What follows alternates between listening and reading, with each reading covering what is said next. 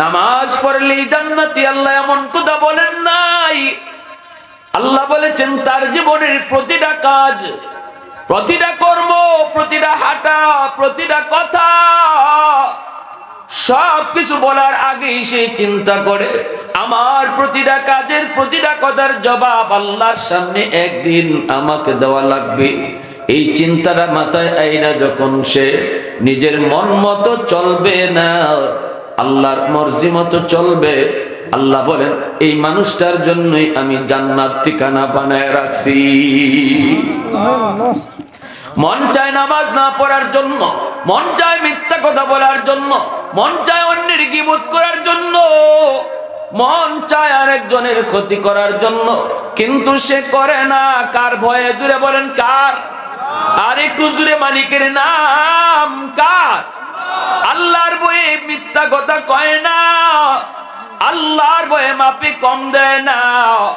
ভালো করে জানে আমি মাপে কম দিলে কেউ দেখতো না, কেউ বুঝতো না, কেউ টেরও পাইতো না, কিন্তু সে ভালো করে এই কথা অন্তরও জানে আমার এই না দেখা, মানুষ না দেখলো আমার এই কাজের হিসাব আল্লাহর সামনে একদিন দিতে হবে। কেউ না দেখলো দেখেন কে? কেউ না শুনলো শুনেন কে? এই কথাটা দিলের ভিতরে রয়েছে। সুযোগ ছিল মাপে কম দেওয়ার, সুযোগ ছিল।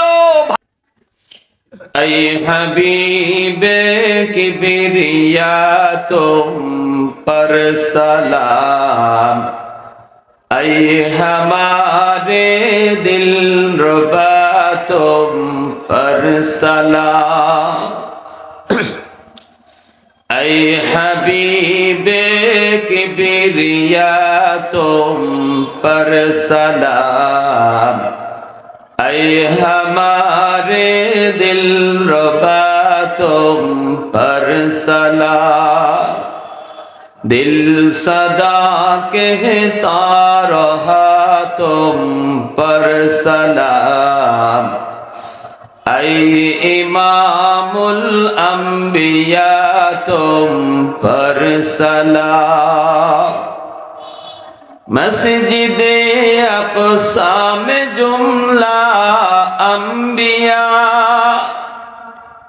मस्जिदे अक़सा में जुमला अंबिया, मुक़्तदी थे और वह तुम मुक़्तदा, मुक़्तदी थे और वह तुम मुक़्तदा, ऐ इमामुल अंबिया तुम पर सलाम, दिल सदा कहता रहा तुम पर सलाम। मोहब्बतेर साथे जबान खोले अल्प समय जिकिर करी ला इलाहा इल्लाल्लाह, आवाज दिया ला इलाहा इल्लाल्लाह, सबाई एक साथे ला इलाहा इल्लाल्लाह, ला इलाहा इल्लाल्लाह, ला इलाहा इल्लाल्लाह, ला इलाहा इल्लाल्लाह, ला इलाहा इल्लाल्लाह, ला इलाहा इल्लाल्लाह, ला इलाहा इल्लाल्लाह। ये जिक्र खुदा दिल में सदा रहने दिया कर, और नक्श खुदा दिल में जमा रहने दिया कर, ये जिक्र खुदा दिल में सदा रहने दिया कर, और नक्श खुदा दिल में जमा रहने दिया कर, क्या जाने हक इस्लाम है कोई फजल इलाही, हर वक्त दर कल्ब खला रखने दिया कर, मुर्शिद की नजर गाज़ बसर से न होती है, मुर्शिद की नजर गाज़ बसर से न होती है, क्या खुश नजरी खुश नजरी खुश नजरी है, क्या खुश नजरी है, दिल तोड़ के दिल जोड़ दिया सबका खुदा से। क्या दिल शिकानी है, क्या दिल शिकानी है। ला इलाहा इल्लल्लाह, ला इलाहा इल्लल्लाह, जुरे ला इलाहा इल्लल्लाह, ला इलाहा इल्लल्लाह। ज़बान खुले ला इलाहा इल्लल्लाह, ला इलाहा इल्लल्लाह, ला इलाहा इल्लल्लाह, ला इलाहा इल्लल्लाह। सुबहानल्लाह वल्हम्दुलिल्लाह, ला इलाहा इल्लल्लाह, ला इलाहा इल्लल्लाह, ला इलाहा इल्लल्लाह। सुबहानल्लाह अल्हम्दुलिल्लाह, ला इलाहा इल्लल्लाह, ला इलाहा इल्लल्लाह, मुहम्मदुर রাসূলুল্লাহ। জোরে সুরে বলি সাল্লাল্লাহু আলাইহি ওয়াসাল্লাম। আমার প্রিয় জন্মভূমি বানিয়াচং গ্রামের তাম্বলিটুলা জামে মসজিদের উদ্যোগে আয়োজিত আজকের মহতি জলসার সম্মানিত সদরে ইজলাস হযরত মাওলানা মুজিবুর রহমান যশকশরী দামাত বরকাতুহুম, আমার অত্যন্ত শ্রদ্ধাভাজন ব্যক্তিত্ব মুহাক্কিক আলেমে দ্বীন বানিয়াচংয়ের ঐতিহ্যবাহী দ্বীনি শিক্ষা প্রতিষ্ঠান দারুল কুরআন মাদ্রাসার সম্মানিত সুযোগ্য ওস্তাদ, উপস্থিত জাতির বিবেক উলামায়ে কেরাম, মুরব্বিয়ানে আযম, কলিজার টুকরা যুবক, পর্দার আড়ালে পর্দানিশীন মা ও বোনেরা, আল্লাহ পাকের দরবারে অসংখ্য শুকর যে রব্বুল আলামিন আমাকে আপনাকে দয়া করে মায়া করে এই মুহূর্তে দুনিয়ার সমস্ত ব্যস্ততা আর শুগলাত থেকে ফারেক করে শুধুমাত্র কেবলমাত্র আল্লাহ এবং আল্লাহর রাসূলের মহব্বত আর ভালোবাসা অন্তরে নিয়ে কোরআন হাদিসের মাহফিল তথা জান্নাতের বাগানে আসার বসার কিছু দ্বীনি কথা শোনার তৌফিক দিয়েছেন। এজন্য সবাই শুকরিয়াতান আওয়াজ করে কালিমাতুশ শুকুর বলি আলহামদুলিল্লাহ। আমার আলোচ্য বিষয় দেওয়া হয়েছে জান্নাত জাহান্নাম। প্যারে হাজিরিন, জান্নাত হলো চিরস্থায়ী এক শান্তির আবাসস্থল, আর জাহান্নাম হলো কষ্টের জায়গা, দুঃখের জায়গা। দুনিয়া সুখ আর দুঃখের মিশ্রণের জায়গা। দুনিয়া হলো সুখ দুঃখ মিশ্রণের জায়গা। দুনিয়াতে কখনো সুখ কখনো দুঃখ, কখনো আরাম কখনো কষ্ট। পৃথিবীতে এমন কোনো মানুষ নাই যে মানুষ বলবে যে আমি সারা জীবন খালি সুখী আছি, কষ্ট কি জিনিস আমি টের পাই নাই। এমন মানুষ পাওয়া যাবে না। আবার সারা জীবন খালি কষ্টেই গেছে, তার জীবনে কোনো একটা মুহূর্ত আনন্দ আসে নাই, এমন কোনো মানুষও মিলবে না। এটা দুনিয়ার বৈশিষ্ট্য। ইন্না মাআল উসরি ইউসরা, দুনিয়াতে কখনো সুখ কখনো দুঃখ। কিন্তু মরার পরের যে দুইটা জগৎ জান্নাত জাহান্নাম, এই দুই জগতের বৈশিষ্ট্য সম্পূর্ণ ভিন্ন। জান্নাতে শুধু সুখ আর সুখ, শুধু আরাম আর আরাম, শুধু শান্তি আর শান্তি, অশান্তির কোনো লেশও নাই জান্নাতে। আর জাহান্নামে শুধুই খালি কষ্ট আর কষ্ট, একটু আরামের ব্যবস্থা নাই। দুনিয়ার জগৎ শেষ হওয়ার পরেই এই জান্নাত জাহান্নামের জগৎ তার চোখের সামনে হাজির হবে।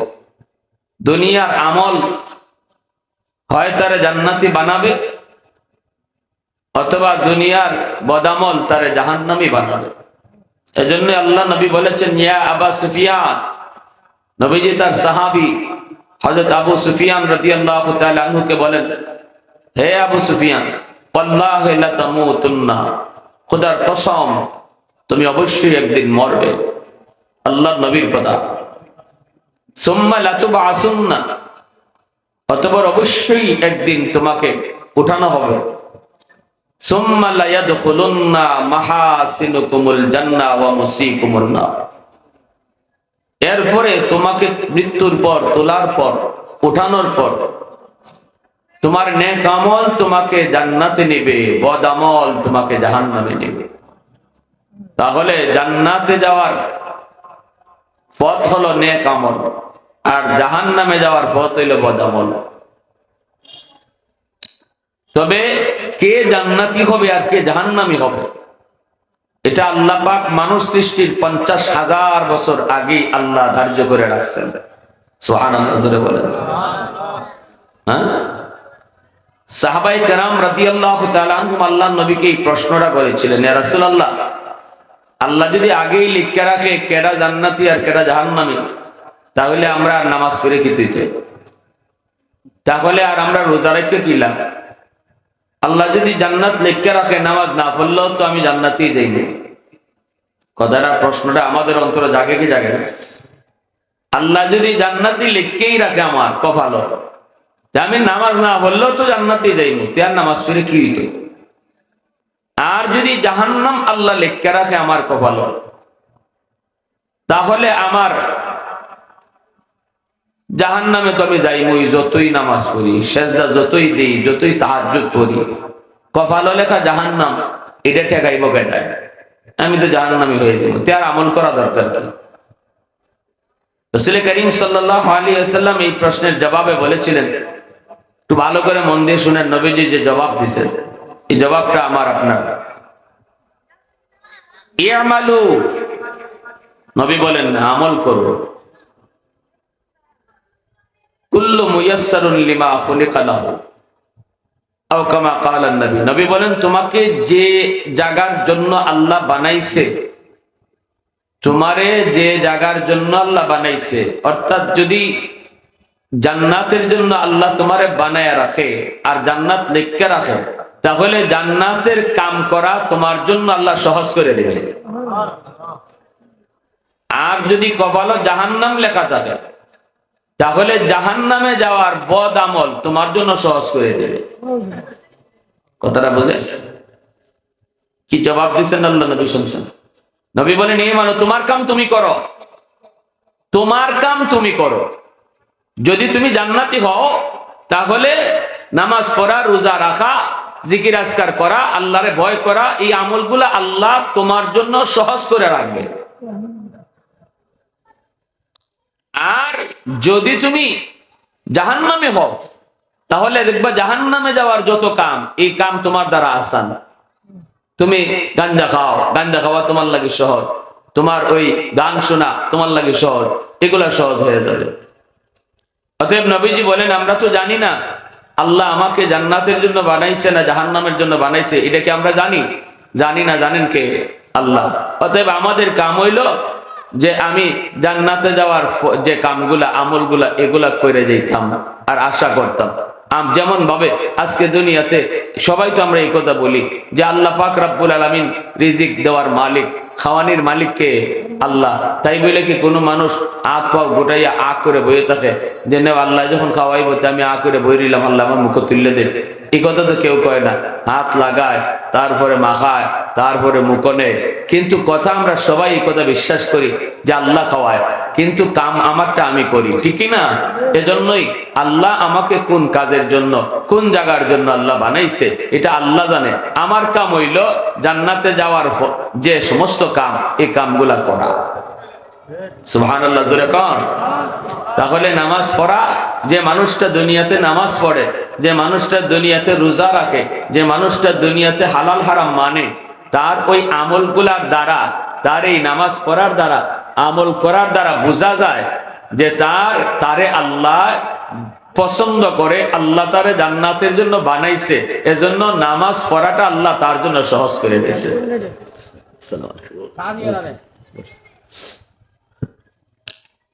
ভাই বুঝে আসছে কথাটা? এজন্য আমার দুনিয়ার আমল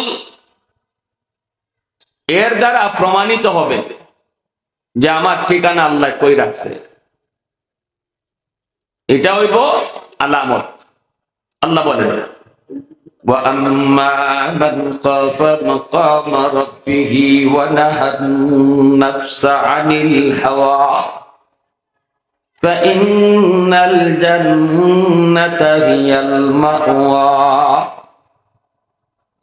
আল্লাহ পাক রব্বুল আলামিন বলেন, যেই মানুষটা দুনিয়াতে আল্লাহর সামনে হাজিরা দেওয়াকে ভয় করত, প্রতিটা কাজের সময় সে ভয় করত আমার এই কাজের জবাব একদিন আল্লাহর সামনে দিতে হবে।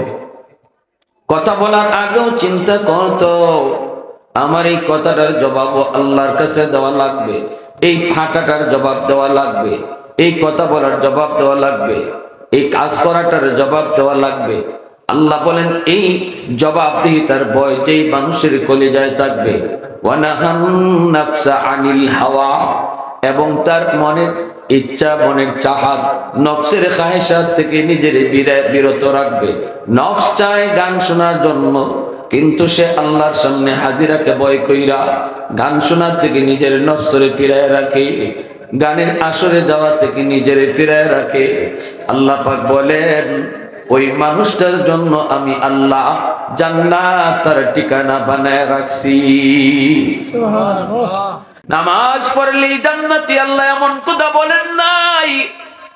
আল্লাহ বলেছেন তার জীবনের প্রতিটা কাজ, প্রতিটা কর্ম, প্রতিটা হাঁটা, প্রতিটা কথা,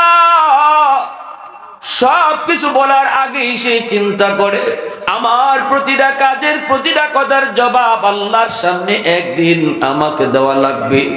এই চিন্তাটা মাথায় আইনা যখন সে নিজের মন মতো চলবে না, আল্লাহর মর্জি মতো চলবে, আল্লাহ বলেন এই মানুষটার জন্যই আমি জান্নাত ঠিকানা বানায় রাখছি।